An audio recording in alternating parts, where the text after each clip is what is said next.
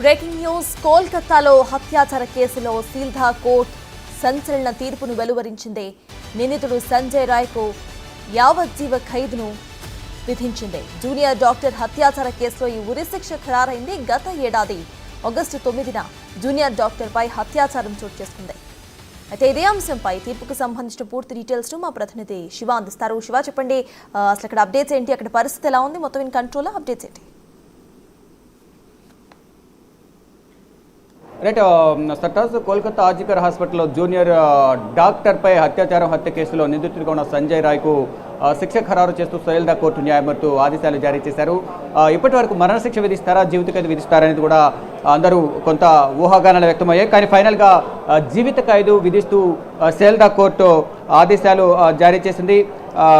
Life term and fine 50,000 రూపాయలను fine విధిస్తూ కూడా కోర్టు ఆదేశాలు జారీ చేసింది. ఏదైతే 2024 ఆగస్టు 9వ తేదీన విధుల్లో ఉన్న డాక్టర్పై హత్య చేసిన ఘటన పెను సంచలనం రేపింది. తర్వాత పోలీసులు దర్యాప్తు కొనసాగించారు. 3 రోజుల దర్యాప్తులో ఎటువంటి పురోగతి లభించిన నేపథ్యంలో కుటుంబ సభ్యులు కోర్టును ఆశ్రయించారు. కోర్టు సిబిఐకి దర్యాప్తును అప్పచెప్తూ కూడా ఆదేశాలు జారీ చేసింది.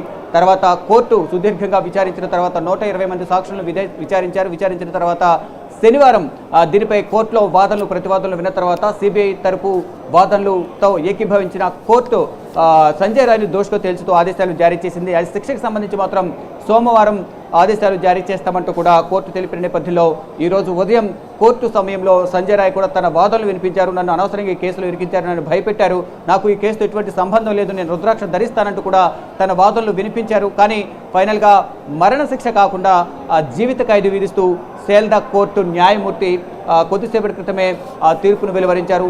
జీవితాంతం జైల్లోనే ఉండాలి, మరోవైపు 50,000 రూపాయల ఫైన్ విధిస్తూ కూడా కోర్టు ఆదేశాలు జారీ చేసింది. కానీ దీనిపై కుటుంబ సభ్యులు ఎవరైతే జూనియర్ డాక్టర్ ఉన్నారో జూనియర్ డాక్టర్ కుటుంబ సభ్యులు మాత్రం దీనితో ఈ కోర్టు తీర్పుతో ఏకీభవించడం లేదు. మరణశిక్ష విధించాలి అనేది కూడా ప్రధానంగా వారు డిమాండ్ చేస్తున్నారు. ఇటు సిబిఐ కూడా మరణశిక్ష విధించాలనేది కూడా సిబిఐ చెప్పిన నేపథ్యంలో కానీ ఫైనల్గా ఏదైతే గత శనివారం ఏదైతే వాదనలు వింటున్న సందర్భంలో ఈ ఘటన జరగడం పట్ల విచారం కూడా వ్యక్తం చేశారు నిందితుడు సంజయ్ రాయ్.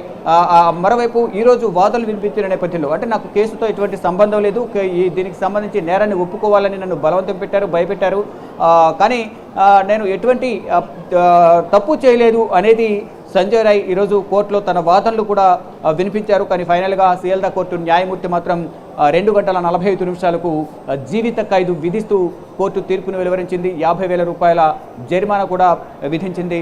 ఇక నెక్స్ట్ నిందితుడు ఎవరైతే సిబిఐ దర్యాప్తులో భాగంగా సిబిఐ అదుపులో ఉన్న ఎవరైతే సంజయ్ రాయ్ ఉన్నారో నిందితుడు నెక్స్ట్ జైలుకు తరలించబడతాడు. అక్కడ రెగ్యులర్ ఖైదులతో పాటే తను కూడా అక్కడ జైలు శిక్ష అనుభవిస్తాడు.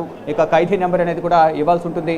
తర్వాత ఇక దానికి సంబంధించి మెడికల్కి సంబంధించి అతనికి ఎటువంటి ఫెసిలిటీస్ ఇవ్వాలి, ఆరోగ్య సమస్యలు ఏమైనా ఉన్నాయా, లోపల ఎటువంటి మెడిసిన్స్కి సంబంధించి కానీ ఇతరత్ర సౌకర్యాలకు సంబంధించి ఏమైనా విజ్ఞాపనలు ఉన్నాయో అవన్నీ కూడా పరిగణనలోకి తీసుకున్న తర్వాత అధికారికంగా ఎటువంటి తీర్పు ఇప్పటికే జీవిత ఖైదు విధించారు కాబట్టి తనకి ఆరోగ్య సమస్యలు ఉన్నాయా లేదా ఒకసారి మళ్ళీ మెడికల్ టెస్ట్ చేసిన తర్వాత జైల్లో ఉన్న సందర్భంలో మెడికల్ ట్రీట్మెంట్ ఇవ్వాలి అనే దానిపై కూడా కొంత వెసులుబాటు ఇచ్చే అవకాశం అయితే కనిపిస్తోంది. కానీ దేశవ్యాప్తంగా కూడా సంచలనం రేపిన ఈ కేసు అనేది జూనియర్ డాక్టర్పై హత్య కేసు సంబంధించి గతంలో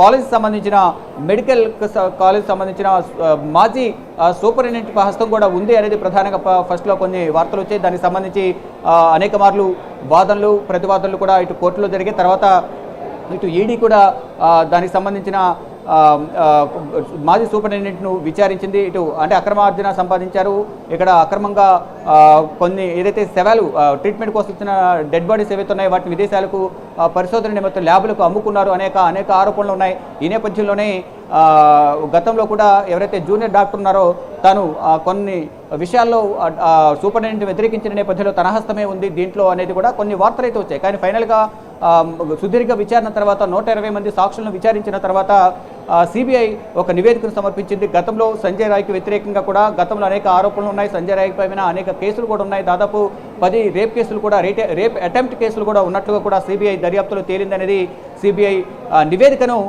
శనివారం కోర్టులో సమర్పించారు. సిబిఐ ఏదైతే నివేదిక సమర్పించిందో ఆ నివేదికతో ఏకీభవించిన ధర్మాసనం ఏదైతే సేల్దా కోర్టు ఏదైతేందో సేల్దా కోర్టు న్యాయమూర్తి సిబిఐ దర్యాప్తు కానీ సిబిఐ ఇచ్చిన డాక్యుమెంట్స్ కానీ నివేదిక కానీ వారి వాదనతో ఏకీభవించి దోషిగా నిర్ధారించింది కోర్టు. అయితే తీర్పు అనేది ఈ రోజుకు వాయిదా వేసిన నేపథ్యంలో ఈరోజు తీర్పును కూడా వెల్లడించింది. జీవిత ఖైదు విధిస్తూ 50,000 జరిమానా విధిస్తూ ఫైనల్గా తుది తీర్పునైతే సేల్దా కోర్టు సంజయ్ రాయ్ విషయంలో తీర్పు వెల్లడించింది. ఇక మరి కాసేపట్లోనే ఇక్కడ కోర్టు ఫార్మాలిటీస్ అని కంప్లీట్ అయిన తర్వాత సంజయ్ రాయ్ను భారీ భద్రత మధ్య కోర్టు నుంచి జైలుకు తరలిస్తారు. కానీ ఇప్పటికే మిశ్రమ స్పందన అయితే వస్తుంది. అందరూ కూడా మరణ శిక్ష విధించాలనేది కూడా అందరూ భావించారు. కానీ ఇప్పుడు జీవిత ఖైదు విధించిన నేపథ్యంలో కొంత మిశ్రమ స్పందన వస్తుంది. కొంతమంది ఏ శిక్ష విధించినా పోయినా తమ కుమార్తె రాదు అనేది కుటుంబ సభ్యులు చెప్తున్నారు. మరణ శిక్ష విధిస్తే బాగుండేది అనేది కూడా వారి అభిప్రాయం కూడా వారి కుటుంబ సభ్యుల వద్ద వెల్లడించినట్లుగా కూడా ఎవరైనా జూనియర్ డాక్టర్ కుటుంబ సభ్యులు చెప్పినట్లుగా కూడా మనకు సమాచారం అయితే అందుతోంది. సటాస్ ఈ కేసు వెలుగు చూసినప్పుడు మొత్తం అంటే దేశం మొత్తం కూడా హడిలిపోయింది. ఎస్పెషలీ డాక్టర్స్ మెడికోస్ బయటకు వచ్చి ధర్నాలు ర్యాలీస్ చేశారు. కొన్ని చోట్ల ఆపరేషన్స్ కూడా వాళ్ళు ఆపేసిన విజువల్స్ మనం అప్పట్లో చూసాం. అయితే ఇప్పుడు ఈ ఏదైతే తీర్పు ఉందో ఈ తీర్పుని వాళ్ళు స్వాగతిస్తున్నారా? అసలు వాళ్ళు ఏమంటున్నారు? వాళ్ళ రియాక్షన్ ఎలా ఉంది?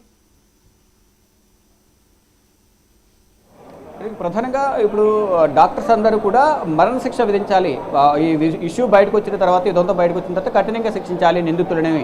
ఎవరైతే దీంట్లో నిందితులు ఉన్నారో నిందితులకు సహకరించిన వారిని కూడా కఠినంగా శిక్షించాలని ప్రధానంగా గతంలో ఆగస్టులో జరిగిన ఇష్యూ సంబంధించి అందరూ డిమాండ్ చేశారు. కానీ దాని తర్వాత పరిణామాలు అందరూ విధులను బహిష్కరించి డాక్టర్లందరూ కూడా రోడ్లపైకి వచ్చి న్యాయం జరగాలి, ఆ జూనియర్ వైద్యురాలకి వారి కుటుంబ సభ్యులకు న్యాయం చేయాలనేది కూడా వారందరూ రోడ్లపైకి వచ్చారు. తర్వాత ఆ మెడికల్ కాలేజ్ యాజమాన్యం నుంచి వాళ్ళకి బెదిరింపులు వచ్చాయి. తర్వాత వారు సుప్రీంకోర్టును ఆశ్రయించారు. తర్వాత వారిని విధుల్లోకి చేరాలంటూ కూడా డాక్టర్లకు ఆదేశాలు జారీ చేసిన కోర్టు. తర్వాత ఢిల్లీ వేదికకు కూడా డాక్టర్లందరూ కూడా ఈ జూనియర్ డాక్టర్కు మద్దతుగా ధర్నా నిర్వహించారు. ఢిల్లీలోని నిర్మాణ్ భవన్ వద్ద అంటే కేంద్ర ఆరోగ్య శాఖ మంత్రి జేపీ నడ్డా కార్యాలయం వద్ద కూడా వారు నిరసన తెలియజేశారు.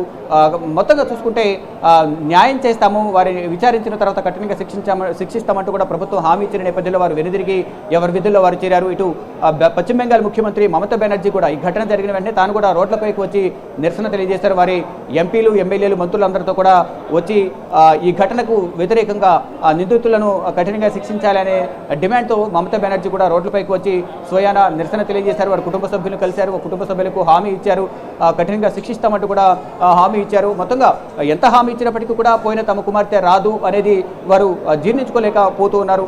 ఇక డాక్టర్లు కూడా వారి సహచరులు కానీ ఫ్రెండ్స్ కానీ క్లాస్మేట్స్ కానీ ప్రతి ఒక్కరు కూడా వైద్యురాలకి జూనియర్ వైద్యురాలకి బాసటగా నిలుస్తూ రోడ్లపైకి వచ్చి నిరసన తెలియజేశారు. కానీ ఇప్పుడు వచ్చిన తీర్పును బట్టి మాత్రం మిశ్రమ స్పందన వస్తూ ఉంది. కొంతమంది మరణశిక్ష విధిస్తే బాగుండేది, మరణశిక్ష విధించాలి, మరి ఫ్యూచర్లో ఇటువంటి ఘటనలు పునరావృతం కాకుండా ఉండాలంటే అటువంటి వారిని కఠినంగా మరణశిక్షతో శిక్ష ఖరారు చేయాలి, ఆదేశాలు జారీ చేయాలనేది అందరూ కూడా డిమాండ్ చేశారు. కానీ ఇటు ఎవరైతే నిందితులు ఉన్నారో నిందితుడి కొన్ని వాదనలు కూడా పరిగణనలోకి తీసుకున్నట్లుగా కూడా అంటే ఆ కేసు తీవ్రతను బట్టి అతని వాదనలు అంటే నన్ను ఈ కేసులో అనవసరంగా ఇరికించారు, నా ప్రమేయం లేదు, నా ప్రమేయం లేకుండా నన్ను భయపెట్టి ఈ కేసులో ప్రమేయం ఉన్నట్లు ఒప్పుకునే విధంగా కూడా నన్ను భయపెట్టారు అనేది దీని వెనుక వేరే వాళ్ళు ఉన్నారు.